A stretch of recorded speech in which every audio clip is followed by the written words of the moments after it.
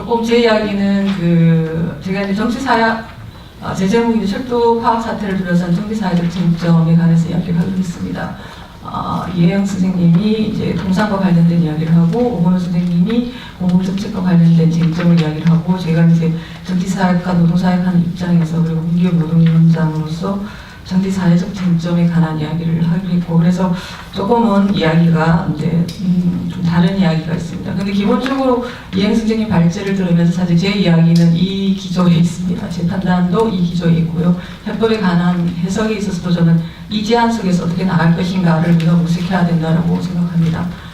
그 이야기는 뒤에 보면 나올 것이고요. 한 가지 조금 더 이야기한다면 사실은 이제 제가 알기로는 철도 KTX 범대위가 만들어지고 거기서 많은 시민사회단체들이 결합하면서 100만 명 서명까지 받아냈습니다. 한편으로는 그런 대중적인 노력을 했고 다른 한편으로는 국회를 통해서 어떻게 하면 민영화를 저지할 수 있을까 많은 공을 들인 것을 압니다. 근데 그게 안 됐죠. 그러니까 코렐 이사회가 임시 이사회를 통해서 그런 방식으로 해버렸습니다. 자회사를 만드는 걸 했습니다. 국회를 통한 방법이 아닌 것들을 찾아낸 거죠. 그렇다면 그 속에서 지금 현재 정국이 열렸다고 생각합니다. 제가 이른바 파업 정국이다라고 표현하는 정국이 열렸다. 그러면 국회가 해결하지 못해서 국회 안에 힘관계가 해결하지 못하고 국회 안에 제도 정치 세력이 가진 한계 때문에 해결하지 못한 이 문제를 거리가 나서서 보건민주노총 등의 조직노동, 철도노조가 나서 파업이라는 방식으로 풀어가려고 하는 이 국면, 거래 촛불과 그리고 조직노동의 파업이 맞물린 이 정국 안에서 다시 국회로 돌아오는 것이 과연 어떤 의미가 있을지 도대체 무슨 해법을 만들 수 있을지 여러분들이 좀 더 곰곰이 따져볼 필요가 있다. 그 전제에서 제 발제를 들으면 이 이야기가 그다지 그렇게 붕붕 뜨는 이야기는 아닐 거라고 생각합니다. 들어주십시오. 일단 저는 이제 현재 정국을 파업 정국이다, 아니 파업 정국이 되어버렸다라고 표현하고 있습니다. 사실은 국정원 정국이 있었죠. 국정원 댓글 개입을 통한 낙선운동 그리고 심지어 군부대까지 동원한 사이버 정치 개입이 논란이 되면서 국정원 선거 개입, 그리고 강권 부정선거를 구탄하면서 시국회가 만들어지고 민주당까지도 처음에는 미온적이었으나 결국에 지청 광장에 텐트를 차리면서 꽤 오랫동안 항의 농성을 했습니다. 아무 결과가 없었지요. 여권과 정부의 대선 불복이냐라는 대응이 무력화했고 다른 한편으로 통진당 이석기 의원의당 국정원 이른바 내란 예비 업무 사건 발표와 진보당 해산 청구에 대해서 분열된 모습을 보이면서 사실상 민주주의 파괴라고 하는 것에 대한 대중적 공분을 벽에 부딪혀버렸습니다. 민주당도 제도 정치권 세력은 대선 불복 주장에 제대로 된 반란을 제기하지 못했고 원고주춤하다 국회로 들어갔으며 진보당 이석기 의원 체포 동의안과 해산 청구, 정당에 대한 해산 청구, 10% 지지율을 가지고 한 정당에 대한 해산 청구에 대해서도 사실상 모호한 태도를 취하면서 결국엔 우리 사회에서 민주주의 사수라고 하는 이 의제가 매우 자기 제한적이라는 사실을 우리는 열심히 보여줬습니다. 그것이 사실상 우파 정권의 대국 카드가 계속 이력을 떨칠 수 있었던 이유라고 저는 생각합니다. 그리고 이러면서 우리가 과연 원하는 사수하고자 하는 민주주의가 뭐냐라는 것에 대한 회의도 확산됐습니다. 선거 부정에 대해서 대선 불복이냐라고 하는 데 대해서 응수하지 못하는 이유는 바로 87년 직선제 헌법 때문입니다. 민주주의 회복을 하고 직선제 정치를 의미했고 우리 사회 우파 정치세력은 이것을 가장 정확하게 알고 있습니다. 그렇기 때문에 그런 한계를 일시에 뛰어넘는 한 가지 방식은 바로 직선제를 넘어서 민주주의 실체적 내용을 문제 삼는 것입니다. 직선제를 넘어서 민주주의, 절차적 민주주의와 선거 민주주의를 넘어서 사실상 이 정부의 우리가 문제 제기할 것은 사실은 너무 많습니다. 우리는 이 정부가 대선 전에 했던 무수한 공약들을 파기한 사실을 지적할 수 있습니다. 경제민주화 공약이 그때 기초노동 연금형 복지 공약 축소도 잇따랐습니다. 이제 철도 민영화 불추진 공약의 폐기가 아닌가라는 의구심을 증폭시키고 이 모든 것들은 다 대중의 삶에 직결되는 것이다. 이는 선거민주주의 가치 혹은 선거민주주의 가치 자유주의적 민주주의를 뛰어넘는 내용입니다. 한국식 자유주의죠. 그래서 어떤 민주주의를 할 것인가라는 문제와 맞닿게 되는 겁니다. 그래서 저는 국정원 정국이 파업 정국으로 들어올 수 없다고 봅니다. 그렇다면 철도 파업의 정치사회에서 의미는 뭐냐? 필자가 보기에 현재 철도 파업에 대한 대중의 이례적 지지는 이 파업을 박근혜 정부에 대한 저항의 대리전이라고 보기 때문입니다. 국정원 댓글을 보고 민주당과 비상시국회의가 시청에서 텐트 치고 거리에서 집회를 열심히 열었지만 그 촛불을 피워오르다가 사그라들었습니다. 그 촛불이 다시 철도 파업으로 살아났습니다. 왜 굳이 철도 파업이냐? 파업에 대한 촛불의 지지? 사실 어려운 일이죠. 2008년에 시도했지만 이건 아예 가능하지도 멀지도 않았습니다. 촛불과 노동의 거리는 아주 멀었습니다. 그런데 이번 파업에서 대중이 스스로 노동에게 다가왔습니다. 지난 20일 민주노총 유린당했을 때 그들이 어떻게 했습니까? 일례로 들어보면 2008년 미국서 반대 투쟁할 때 그 촛불 때, 그 유명한 촛불 때 모두가 민주주의의 촛불로 생각하는 그때 만들어졌던 뭐 쌍코, 솔레스, 뭐 상치 뭐 이런 데서 민주노총으로 핫팩을 보내고 심지어 그들은 기금 1,000만 원을 아주 일시에 모금해서 갖다 줬습니다. 그들이 민주노총 주소를 알기나 했을까요? 이전에? 그들이 민주노총이 올 거라는 걸 5년 전에 상상을 했을까요? 이게 지금 변합니다. 이 점에서 철도 파업에 대한 강도난 공부는 의미 있고 주목되는 겁니다. 지금 대중을 수술할 KTX 주식회사 분할 발족이 바로 철도 민영화와 직결된다는 노동적인 의견에 대체로 도망이 없습니다. 설문조사도 거의 반대 여론이 2배 가까이 혹은 2배 넘습니다. 한국의 대중은 사실상 외환위기 이후에 신자유주의적 세계화 이후에 공공적인 민영화에 대해서만은 절대적으로 반대 여론을 표명해왔습니다. 하지만 김대중 노무현 정부에서부터 시작해서 이후 이명박 정부까지 공공재에 대한 민간 위탁, 분할 경제체제 도입을 통한 국영 구조 개편은 끊임없이 주장해왔습니다. 그게 일부 세력이든 그 정권이든 무슨 상관이 있을까요? 그리고 항상 대중의 반대 여론 때문에 이런 시도 요구되거나 우회로를 찾아왔습니다. 오죽하면 박근혜 대선 후보는 12월 17일 선거를 앞두고 흑색승전이라고 하면서 명백한 허위사실입니다라고 했습니다. 저희가 한국일보 기고문에서 썼던 겁니다. 트윗을 제가 발견했거든요. 하지만 지금 상황은 어떻습니까? 가스 직수입 판매 허용 법률안이 국회에 상정됐다가 요번 정부 국회예요. 가스 노조 반발로 가까스로 공급부 삭제됐습니다. 그리고 어려 민영화 이미 닷을 올렸습니다. 박근혜 대통령 자신이 어려 산업 선진화 혹은 뭐 산업 개선 운동하면서 어려 비영리법인인 영리법인을 외부 자본과 합자로 만들어내고 영리 어려 행위를 할 수 있도록 만들었습니다. 이렇듯 박근혜 대통령이 대선 공약 때 본인이 스스로 언급했던 뭐였죠? 전기, 가스, 공항, 수도, 철도, 어료 중에서 벌써 3건의 어료 민영화가 만들어졌습니다. 그리고 물 민영화에 대한 이야기도 들썩들썩 하고 있죠. 이렇듯 박근혜 대통령은 경제민주화 민생 관련 공약을 모두 축소 폐기하고서 공약 파기해라고 불러도 민망할 것입니다. 그리고 거기다가 대선 개입 논란 속에서 이 정부의 민주주의 역량에 대한 대중의 신뢰는 땅에 떨어졌습니다. 거짓말 정권을 보이죠. 여기서 하지만 그런 여러 정치적 의제들이 충족되어 왔지만 민주당과 CK 주도하는 촛불의 연기를 축소되었고 철도 파업은 이 죽어가는 촛불의 기름을 끼얹은 격이 됐습니다. 이념적 한계, 무능 제가 이야기를 하고 있습니다. 그리고 이런 것들이 합법주의와 선거로 제한된 민주주의, 선거로 집권한 정부인이 선거 무효는 불가능하다라는 프레임은 우선 카톨릭 신부들에 의해서 무너졌죠. 그리고 노동자들이 그에 대해 물질적 힘을 만들어냈습니다. 그리고 그들의 민영화 반대가 민주주의에서 정치적 경제적 이해관계를 일치시켰습니다. 왜냐하면 민영화 저지는 서민들의 경제적 개혁 이해와 일치하기 때문입니다. 이렇게 해서 민주주의와 노동이 만났고 사람들은 그것을 추인했습니다. 부글부글 끓던 민심이 드디어 자신들의 대리한 자를 민주당이나 혹은 일부의 시민단체의 시국회의가 아니라 노동에서 발견했습니다. 그리고 그들의 대리 전에 우리도 힘을 실자라고 하기 시작했습니다. 그리고 그것을 자신의 싸움으로 바라보기 시작했습니다. 자, 그러면 철도 민영화의 진실, 사실 철도 파업 사태의 진실은 이미 많이 알려졌습니다. 마치 2008년 강원병 사태처럼 사람들 스스로 학습하고 꽤 많은 사실들이 드러났습니다. 쟁점은 두 가지입니다. 소보적 쟁점이었죠. 이것이 민영화인가? 민영화 아니다. 하지만 다른 한편은 민영화 완전히 무관한가? 아니다. 이렇게 된 거죠, 지금은. 그래서 저도 똑같이 말하고 싶습니다. 자회사도 뭐든 일단 주식회사가 되는 순간 그것은 주식회사다. 이렇게 되는 거죠.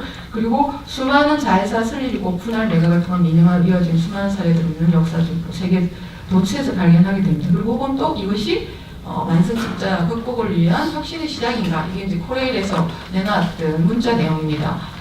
그죠. 근데 이제 적자 해소를 위해서 코레일 자회사를 만든다는 이야기는 불키에서 나온 보고서 하나로 1극에 그냥 무너졌습니다. 가장 노른자인 수수발 KTX 분할 설립으로 해서 코레일은 사실상 5천억 이상 경영적자를 보게 된다. 이런 보고서가 나와 있습니다. 입법조사처에서도 국회 입법조사처에서도 비슷한 보고서를 내놨습니다.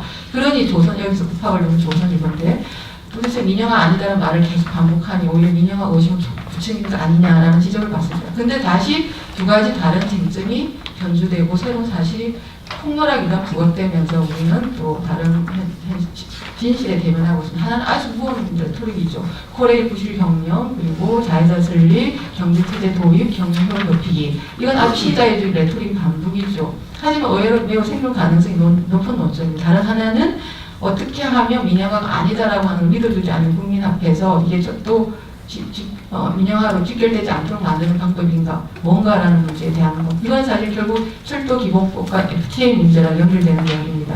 그 다음 이야기 두 가지는 그 이야기에 대한 겁니다. 대대적인 민영화의 서막인가? 라고 하는 질문을 합니다. 매우 이너선트한 정부 쪽의 생각은 이런 식으로 진행됩니다. 보라보라 부실 경영이 심각하고 자회사 설립하고 어쩌고 저쩌고해서 그래서 결국에는 공기업의 적자 훼손은 경제체제 도입니다. 이야기를 해야 되는 거죠. 이건 민영화냐 아니냐는 논란을 비교하는 아주 또 손쉬운 방법입니다. 그럼 이야기를 해보자면 코레일 적자는 우리 익히 아는데 또 여기에 대해서 온갖 것들이 다 나왔습니다. 코레일 적자는 코레일 자체 탓이라기보다 정부 정책이 실패다, 용산개발, 공항철도 인수 등등 또 다른 문제는 임금이 높은 비중 이야기합니다. 근데 임금이 높은 비중 계속 야단맞으면서 지난 5년간 평균 임금 인상률이 1.2%에 불과합니다. 그러니까요. 여기서 더 그렇기 때문에 여기서 더 심각한 지점은 7천여 명이 넘는 노동자들이 2001년 1년에 구조조정하고 시설과 운영을 분리하여 공사를 단행하고 많은 노동력을 민간 위탁으로 전환하는 이거는 이명박 정부 이전에 계속해왔던 거죠. 이렇게 하는 것 이미 사형체제나 다름없는데도 나타나는 이 적자를 어찌 이해하느냐 라는 문제입니다. 여전 철도 적자 문제는 남게 된다는 거죠. 그렇다면 필요한 경영 합리화를 해야 되는 거죠. 개혁도 해야 됩니다. 그러나 먼저 해야 될 건 정부의 정책 부실을 공교에 맡기는 이 실책에 대한 적자를 빼고 생각을 해야 된다는 이야기고 그리고 경영을 잘해야죠. 그죠? 경영 부실이기 때문에 경영을 잘하는 게 답 아니겠습니까?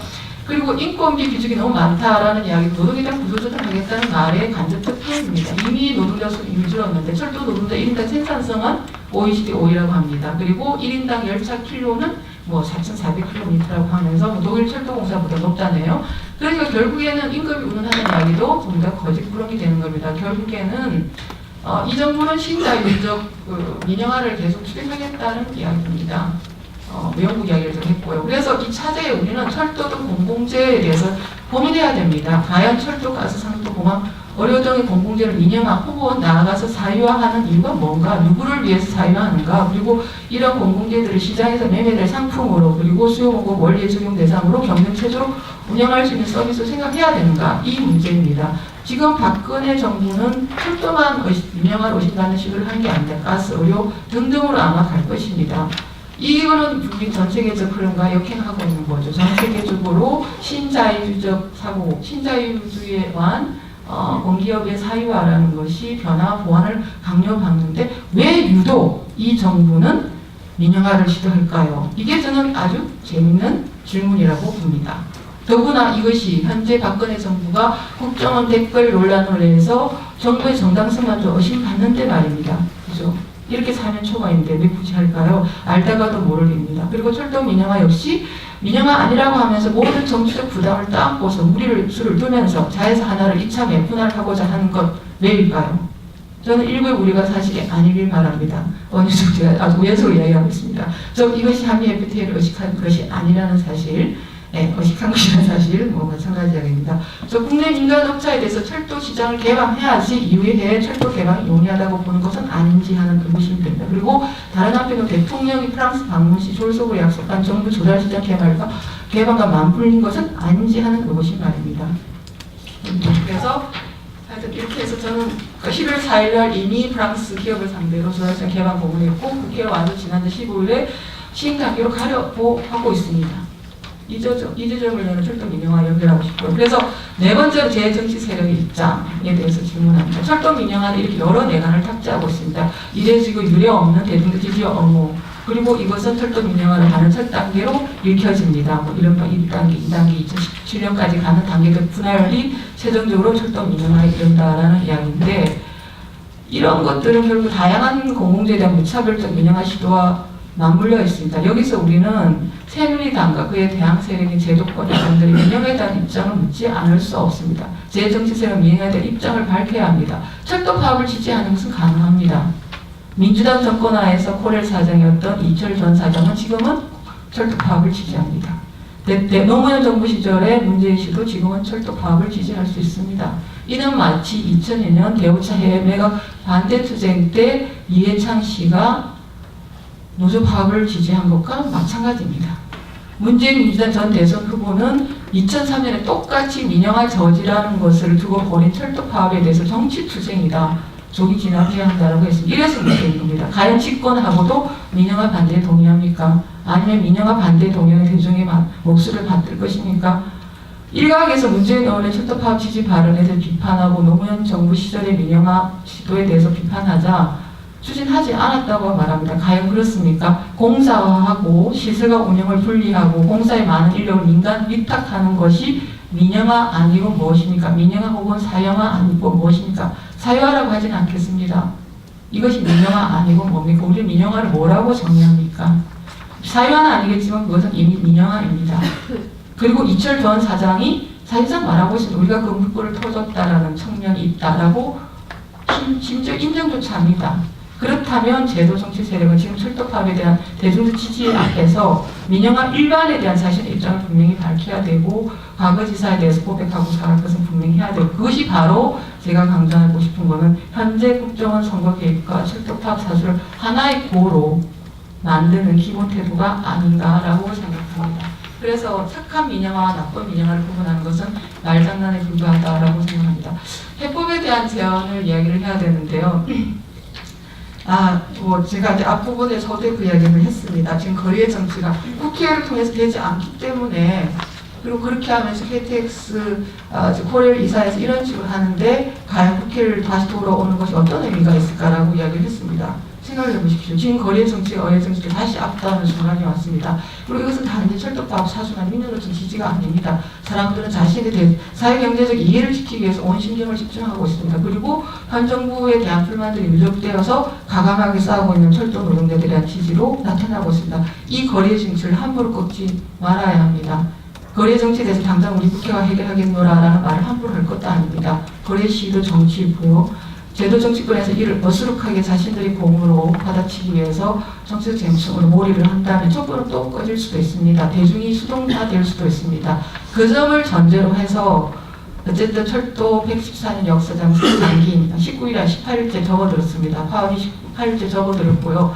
여기서 우리는 분명히 어떤 잠재적 해법을 고민해야 됩니다. 그리고 지켜야 할 것은 철도 민영화 저지와 박근혜 정부의 민영화 프로젝트 중단일 텐데요. 그 점에서 철도 파업을 엄호하고 그리고 그 결과물이 무엇으로 남는가는 매우 중요합니다. 그를 위해서 할 수 있는 것들을 해야겠죠. 국회에서 어쨌든 간에 국회가 제대로 막아내지 못해서 거리로 나섰습니다. 그렇다면 국회가 그 문제에 대해서 우리가 여기에 대해서 뭐라도 하겠다라고 하는 의사표현과 행동을 하는 거 필요하다고 생각합니다. 그게 국회에서 철도 산업 관련된 대책을 구성하는 것일 것이고, 또 한편으로는 코레일이 이사회를 통해서 이렇게 국회 동의도 없이, 대중의 동의도 없이 진행되는 민영화 방식에 대해서 사회적 논의와 협의를 다시 촉구하는, 그리고 그런 장을 만들 필요가 있다고 생각합니다. 법안과 관련해서는 글쎄요, 저는 생각이 아직 정리가 안 됐습니다. 아까 FTA 문제와 제가 앞부분 이야기한 것처럼 FTA 문제와 철도 기본법 자체에 깔려있는 제한이 저는 심각한 문제라고 생각을 하고요. 그리고 다른 한편으로 민영화에 대해서 민영화 사유와 이 부분에 대해서 명확하게 개념 정의를 하고 있습니다. 민영화와 사유는 구분되지만 이미 민영화는 노무현 정부 시절부터 시작됐다고 봅니다. 그러면 민영화 반대말은 뭘까요? 민영화 저지의 반대는 뭐죠? 현재의 의지인가요? 민영화 반대는 국영화죠, 그죠? 우리는 그걸 압니다. 그러면 국영화를 하기 위해서는 어떻게 해야 될까요?